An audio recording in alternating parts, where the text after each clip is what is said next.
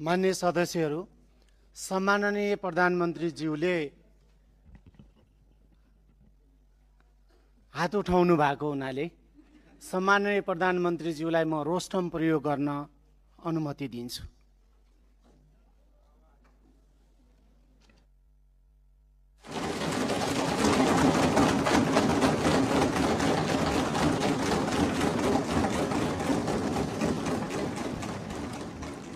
सम्मान्य सभामुख महोदय, मान्य सदस्यज्यूहरूले धेरै दिनदेखि प्रश्न सोध्न खोज्नु भएको रहेछ, त्यसको निम्ति समय दिन हजुरलाई अनुरोध गर्न चाहन्छु।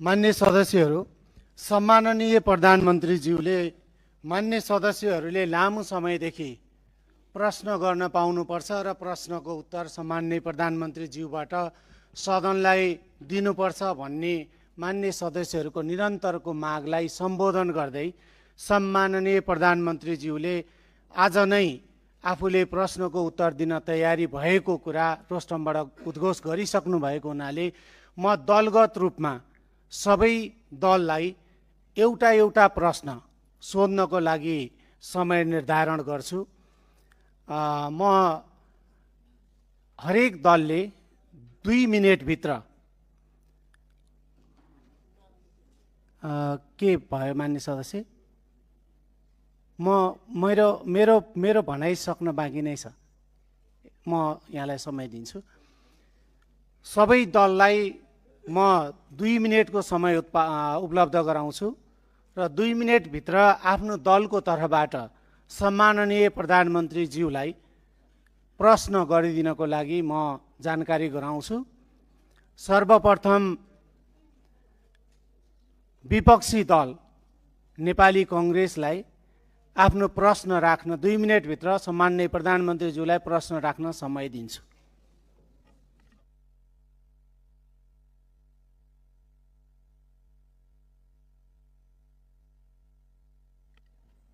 मान्य सदस्य युवराज दुलालले उठ्नु भएको थियो, के को लागि उठ्नु भयो? पहिला युवराज दुलालले एकदम छोटकरीमा आफ्नो कुरा भनिहाल्नुहोस्। माइक दिनुहोस्। सम्माननीय प्रधानमन्त्रीज्यू, एकैछिन।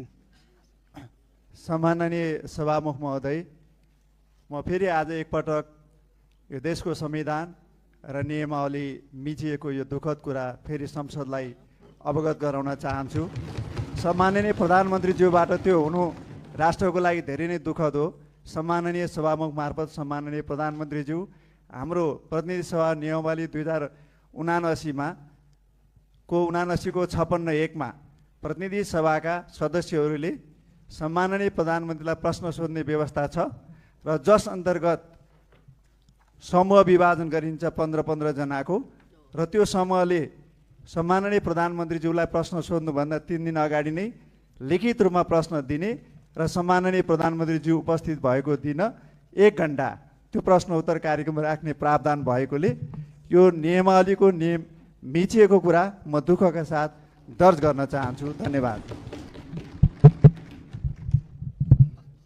मान्य सदस्य ऐन महर 1 मिनेटभित्र आफ्नो कुरा भनिहाल्नु। सम्माननीय सभामुख महोदय, सम्माननीय प्रधानमन्त्रीज्यू सदनमा आउने कुरा र सदनलाई सम्बोधन गर्न चाहने विषयप्रति म सम्मान व्यक्त गर्न चाहन्छु, धन्यवाद व्यक्त गर्न चाहन्छु।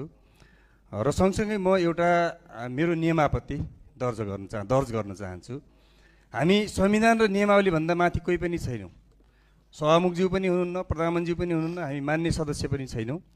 र प्रतिसभा नियमावली 2079 को नियम 56 को उपनियम 3-4 1 देखि 5 सम्म प्रश्न व्यवस्था गरेको छ। प्रधानमन्त्रीज्यूसँगको प्रश्नोत्तरको सन्दर्भमा 3 दिन अगाडि प्रश्न दर्ज गर्ने र 15वटा जति प्रश्न सोध्न सकिने र अनि प्रधानमन्त्रीले प्रश्नको जवाफ दिनुपर्ने भन्ने कुरा बडो स्पष्टसँग व्याख्या गरेकोले यो सम्माननीय प्रधानमन्त्रीज्यूबाट यस्तो खालको नियम विपरीतको काम नहोस् र माननीय सदस्यहरूका लिखित प्रश्नहरू लिइयोस्।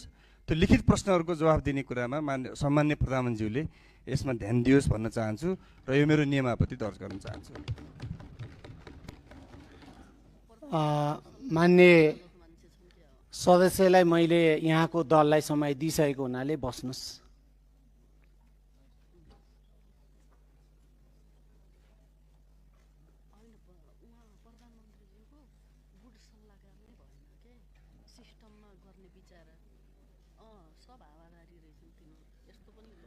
मान्य सदस्यहरूले नियमावलीको 56 को विषयमा कुरा उठाइरहनु भएको छ।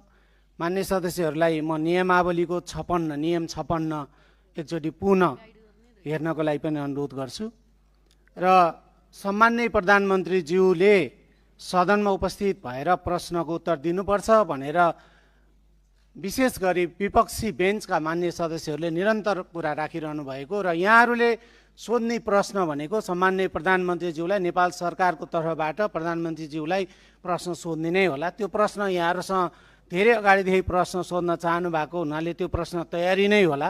त्यस कारणले त्यो सम्माननीय प्रधानमन्त्रीज्यू रोस्टममा उभिरहनु भएको छ र प्रश्नको उत्तर दिन तयारी हुनुभएको छ। त्यस कारणले हाम्रो नियमावलीले 3 दिन अगावै प्रश्न लिखित रूपमा सोध्नुपर्ने भनेर निर्धारण गरेको छैन। त्यस कारणले मान्य सदस्यहरूलाई यो ध्यान आकर्षण गराउन चाहन्छु र मान्य सदस्यहरू मैले मान्य सदस्यको दललाई समय दिइसकेको छु। त्यस कारणले बस्नुहोस्। कुन नियमावलीको कुन नियम आपत्ति हो मान्य सदस्य?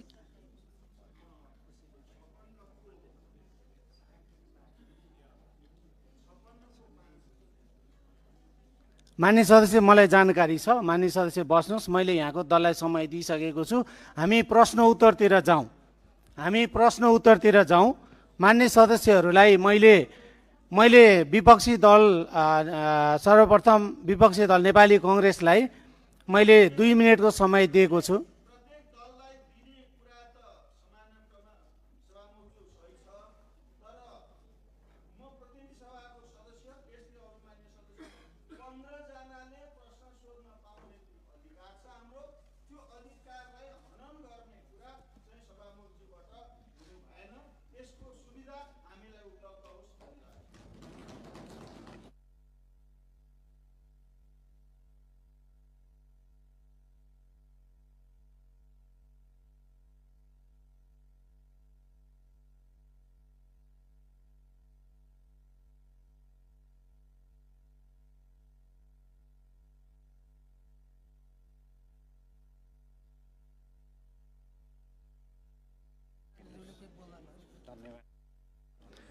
मान्य सदस्यहरू, मैले फेरि मान्य सदस्यहरूलाई ध्यान आकर्षण गराएँ। हाम्रो नियमावलीको कुनै नियममा पनि 15 जनाले प्रश्न सोध्न पाउने भनेर लिखित रूपमा छैन। कारणले मान्य सदस्य इन्दिरा राणा मगर के होला? कुन नियमावलीको कुन नियमापत्ति? होइन, क्लियर गर्नु परेन। मान्य सदस्य बस्नुहोस्। मान्य सदस्यहरूलाई मैले फेरि पनि भने मैले दलगत रूपमा समय निर्धारण गर्न खोजेको छु। नेपाली कांग्रेसको तर्फबाट मान्य सदस्य अर्जुन नरसिंह केसीले हात उठाउनु भएको छ। म उहाँलाई समय दिन्छु। 2 मिनेटभित्र सम्माननीय प्रधानमन्त्रीज्यूलाई नेपाल सरकारको तर्फबाट प्रश्न सोधिदिनु होला। सम्माननीय सभामुख महोदय, आज बडो नाटकीय ढङ्गले प्रधानमन्त्रीले प्रश्नोत्तरको निम्ति संसदमा आफै उभिएर जो समय माग्नु भएको छ, वास्तवमा यो विकसित देशहरूमा पनि प्रधानमन्त्रीले त्यस्तो गर्छन्। यसलाई म पोजिटिभ र लोकतान्त्रिक प्रक्रियाकै एउटा अङ्ग मान्छु। तर कुरा चाहिँ के छ भने नियम, प्रक्रिया र पद्धतिमा हरेक समय जो नेपालको प्रतिनिधि सभाको नियमावली छ, त्यो नियमावली अन्तरको प्रोसेस एउटा अर्कै प्रोसेस हो, त्यो निरन्तरता रहनुपर्छ, त्यसलाई बाइपास गरेर मिल्दैन। तर प्रधानमन्त्रीले उभिएर अहिलेको समसामयिक स्थितिमा माननीय सदस्यहरूको के धारणा भनेर अचानक जो उभिनु भएको छ त्यो चाहिँ राम्रै हो भन्छु। तर कुरा के छ भने अब मैले यो 2 मिनटभित्र म धेरै कुरा सबै त भन्न सक्दिनँ। सबभन्दा पहिला हामीले निरन्तर रूपबाट मैले चाहिँ नि यो सुन्ने समय पनि निकालेको कुरा हो, 23-24 को जेएनजी आन्दोलनपछि गौरीवादी कार्कीको जुन प्रतिवेदन छ, त्यो प्रतिवेदनको सारांश रूपमा कहीँ अनौपचारिक रूपले प्रकाशित भए पनि औपचारिक रूपले त्यो प्रकाशित हुन सकेका छैन। र त्यो औपचारिक रूपले प्रकाशित हुनुपर्छ र त्यो संसदका प्रत्येक सदस्यले पाउनुपर्छ भन्ने कुरा सभामुखजी मैले पहिला पनि उठायो। र त्यसपछि 24 गौरीबहादुर कार्कीजीको प्रतिवेदनमा 24 गते पुरा रूपबाट ब्ल्याकआउटै गरिएको खालको हामीले बुझेका छौँ। जहाँसम्म 24 गते देशमा जुन खालको अत्यन्त विध्वंसात्मक घटना घट्यो, त्यो घटनाको छानबिन गर्नको निम्ति निष्पक्ष आयोगको गठन तत्कालै गर्नको निम्ति म प्रधानमन्त्रीसँग अनुरोध गर्छु। र त्यो सँगसँगै अर्को चाहिँ नि के भनेदेखि यो मलाई बसेर भन्नु है साहब, त्यो सँगसँगै प्रधानमन्त्रीजीलाई चाहिँ अर्को के भने भर्खर मानवाधिकार आयोगले जो प्रतिवेदन प्रस्तुत गरेको छ, त्यो प्रतिवेदन चाहिँ सरकारलाई प्रधानमन्त्रीलाई त प्रस्तुत गरिसकेका छ।